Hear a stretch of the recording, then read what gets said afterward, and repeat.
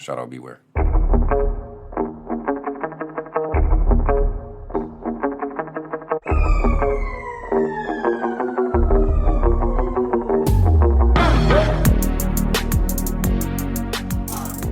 What up, though? And it's your favorite Pistons podcast, Pro Wrestling Talk for the Pistons fan. Want to find out more about our show, like where to order our official t-shirt or how to follow us on social media? Visit our Linktree /PWTPF. That's linktr.ee/PWTPF. And thanks to our premier sponsor, ticket-barter.com. See you at the seats. Hey, greatness is a process. What can I say? Greatness is a process. You hear it all the time from Jay-Z. I've mentioned this several times on this show. Like 2004, the Pistons won the title. The year before that, they were in the Eastern Conference Finals. And the year before that, they had made it to the second round. And the year before that, I don't even think they was in the playoffs, man. So the season before, we lost 14 games. The next year, we made the playoffs. First round elimination to a... Clearly, the Knicks are pretty good. They're in the Eastern Conference semifinals, and we're not. And then this year, we made it to the second round. So the progress is going in the right direction, right?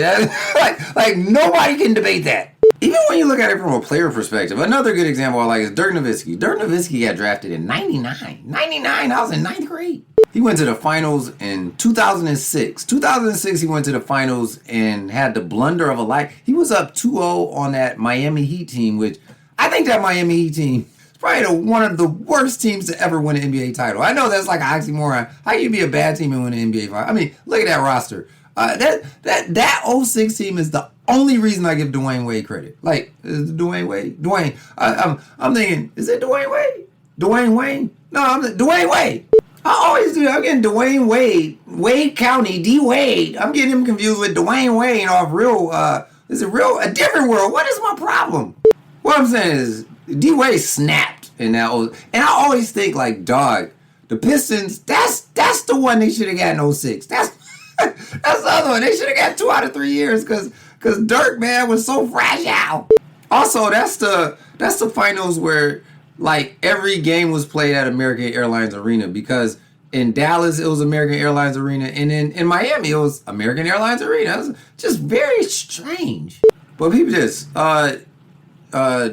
freaking Dirk Nowitzki. I didn't get mixed up with Dwayne Wade. I didn't get mixed up with Dwayne Wayne off a different world. But I'm talking about Dirk Nowitzki. So 06, so that was 7 years.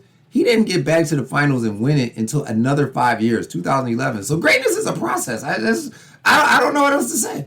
About this particular game, it never felt like, one of my gifts is discernment. And it's okay. I'm not like being cocky or anything. If you know you have a gift in something, you should always say it. Like, I'm relatively well at reading the room like 99% of the time. And I almost said tweeted this in the Discord. But yeah, let's stick with that. I tweeted this in the Discord. It was like the Pistons were up by 1 tonight for a very brief moment. It was tied 21-21. I was like, don't let the scoreboard fool you, because it just don't feel like we're in control of this game. Like, in any way, shape, or form. Another thing about this game that was okay, so you have the one game where Donovan Mitchell went crazy, and you're like, hey, that's how we lost the game. Donovan Mitchell just snapped, just went postal. This game was worse than that. This was a beatdown because, like for instance, if they would have added a fifth quarter onto this game, then we would have lost by more. It was just like, as the game progressed, the Pistons got worse, and the Cavs just seemed to continuously get better, right? It's almost like there's this thing in boxing where it's like, there is a fighter who's far superior than his opponent, and they're like, don't knock him out. Like, literally teach him a lesson for all 12 rounds. Like, let him know that he's not on your level, right? And that's what this felt like. Like, we're just gonna like completely teach you a lesson. We're never gonna go on this significant run that's gonna be like, oh, jaw-dropping, but we're just always gonna, like, after this quarter we're gonna be up by 17, after this quarter we're gonna be up by 25, we're just gonna slowly show you that we're just completely better, and we should have never let this get to 7 games. I usually think like stats, talking about playing time, I think that's just low-hanging fruit, uneducated hooper talk, because there's just so much that we don't know. When it comes to, there's so much. You got agents calling the coach, you got people putting, especially in the regular season, they're playing people just so they can get a little footage, so they can get traded. I mean, we just don't know. The coach meetings are so private. And I said all that to say I'm going to talk about playing time. All right, I just like I was so surprised. And it's not like that's my dog and everything. It wasn't like he did anything horrible. I was just really surprised that Sasser got so much clock the last week or so when he was literally under the bench most of the season. Like under. Like I never got the inclination that Sasser would play this much in a series. Never. Yeah, like Chris Rock had that joke. What is it on Crunk Juice? He's like, I want you to be under. When you see under, be under that mother. I mean, he was under the bench. He was under. Pause. I think that's hella cool that Cleveland can essentially use Jared Allen and the Mobley kid. They can use them like two guards. That's basically what they did the entire game. Like they used them like, hey, everything is gonna run through you. Even when we score, it's just because you pass it back out to us, right? That's really cool. In general, they're just older, so they can just do all kind of tricks like that to Duren, and he's gonna fall for it because he just doesn't have the years that they have in the league. I thought it was strange that like tonight, did y'all notice that the jump? And maybe he's been doing this, but Duren didn't even jump at the jump ball, and then they run that play where Mobley catches the oop from Donovan Mitchell, right? And I felt like, well, I know for a fact Cleveland, even if they lost the tip, they were gonna run that play because it felt like, hey, we're gonna run this, right? And if we pull this off, then we know we can pull off a lot of the other tricks that we have up our bag for the game. So it's like, let's run this first just to see how silly they are. And they're like, okay, they silly. But to catch a oop like that to start the game, I mean, that just, even, I know it's 2-0, but in the words of Michael Jordan, when you get a dunk like that to start the game, it feels like 6.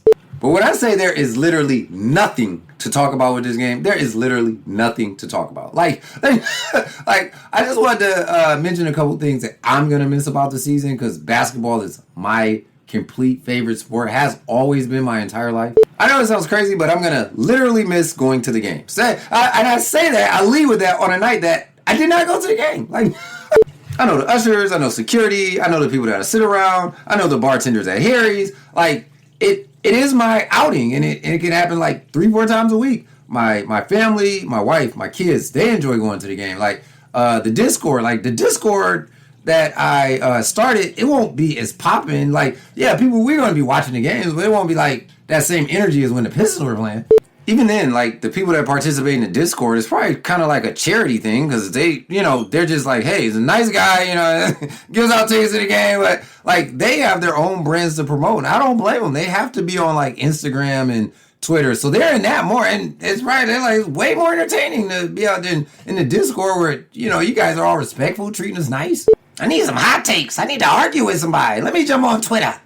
I do think if we get past this game, which clearly we were not going to get back, like, I always break down games like this. Like, even if everything that the Pistons were doing tonight or tried to do, like, let's say if that turnover hadn't happened, if that 3 would have went down, I still got the Pistons losing by like 15, 20.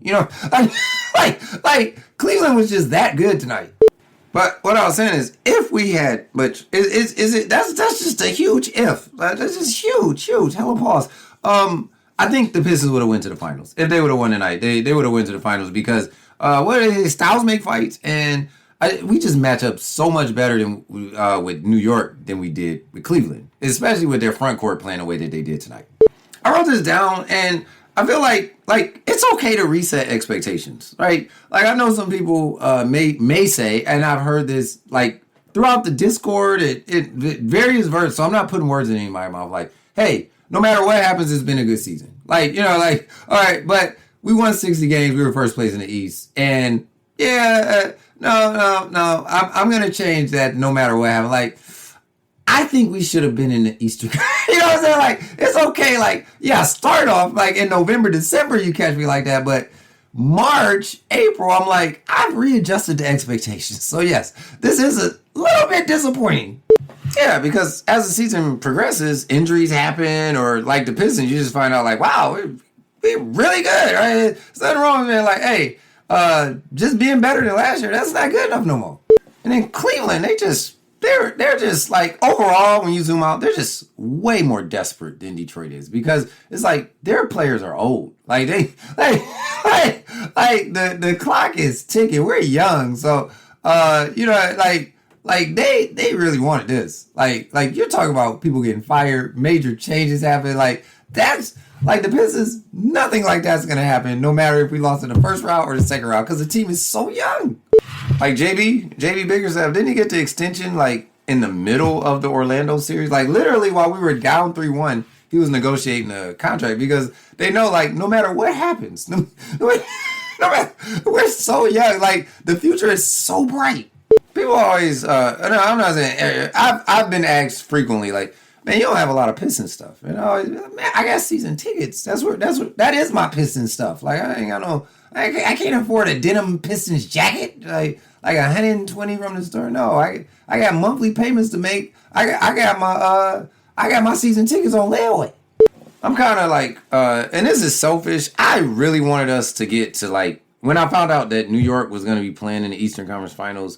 I felt like this show, like in general, like the numbers had just been growing like massively, and I felt like if we can just get to that New York media, you know what I'm saying? Like, because they're gonna look up every Pistons podcast. I felt like we were getting so close. Like, I didn't have any like nothing but intuition. I'm like, we're so close to getting a sponsor, right? And I'm like, if I feel like I have some pretty good commentary. I'm like, if somebody from the New York media hears this, like, this show about to pop. But that was me selfishly like, man, we gotta get to the Eastern Conference Finals against the Knicks because then, like, I know that New York fan base, they're gonna dig through every Pistons podcast. They're gonna be like, yo, have y'all seen this? This is crazy. The man is on here yelling, talking about Pistons and pro wrestling at the same time. Like this, yo, people from Detroit, crazy as hell.